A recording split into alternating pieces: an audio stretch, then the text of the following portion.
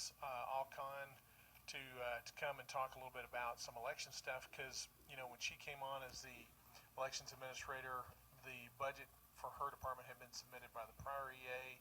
I asked her to take a look at that budget and see if we need to make some changes. Thought this would be a good opportunity for her to talk a little bit about that in particular, and then one particular capital item that we're going to add in for next year.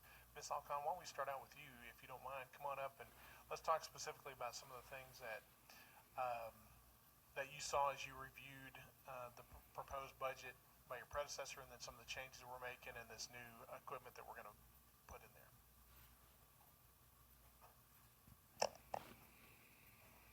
Do you just want me to start going through it, or do you have questions you want to ask? You just go ahead and talk about the things that the bigger things that we're gonna do for next year, and in particular, you can start with, if you want to, start with the election equipment that you and I have talked about that we think we need to put in the capital improvements budget, which is Fund 45.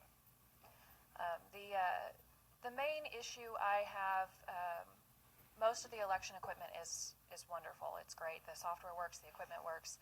The software that we use for our poll books works just fine. There's no problems with it at all. But the hardware is problematic. It's continually breaking. There are multiple pieces that the judges kind of freak out about when they're putting it together election morning, because that's always the busiest time, and the most pressure is on them to make sure everything is running smoothly so you can get the polls open on time. So I have looked into and talked with the IT department about an ES&S poll book. It is the same vendor that we use for our other elections equipment. So you have a standardization there. You would lose some of the fees that we're paying now. We would lose. We would save in the yearly maintenance fees. We would save about $3,000, just a little bit over that. It's not a big savings, but every little bit helps. The purchase of the equipment as a whole would be about $130,000. One of the other pluses of the equipment, besides the fact that you have a lot less moving pieces, the footprint of the equipment is much smaller. So you don't have to have as many items on the table for the judges to work with. They're working with 2 pieces of equipment instead of 7.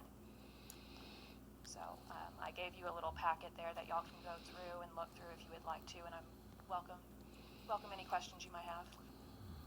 And this will certainly come back to the court for approval, but we want to let you know kind of up front where we're headed with this. And one of the things that's notable about this, when we purchased this piece of equipment, the check-in piece years ago, ES&S did not have that as part of their product line. So they effectively said, look, we do the voting machines, but for the poll check-in books, you guys are going to have to pick a separate vendor.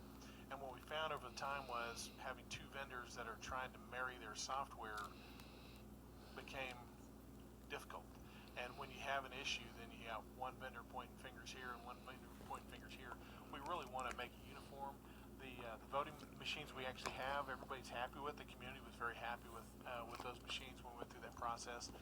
And in order to streamline and ensure accuracy to the nth degree on our poll books and who should be voting and who has voted, and make sure that that's accurate.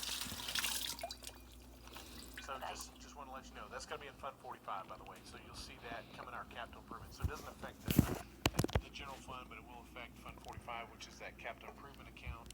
And we're going to make provision for that in that account.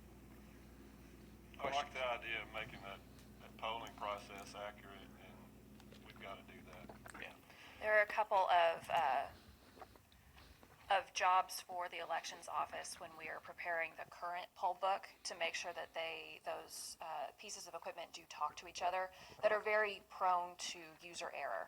You have to be very, very careful and meticulous when you are setting up your poll books to make sure that everybody is in the right precinct, in the right district, that all of your files talk to each other correctly. And so going with the ES&S poll book, the express poll, what they call it, would eliminate that potential of human error. That's great.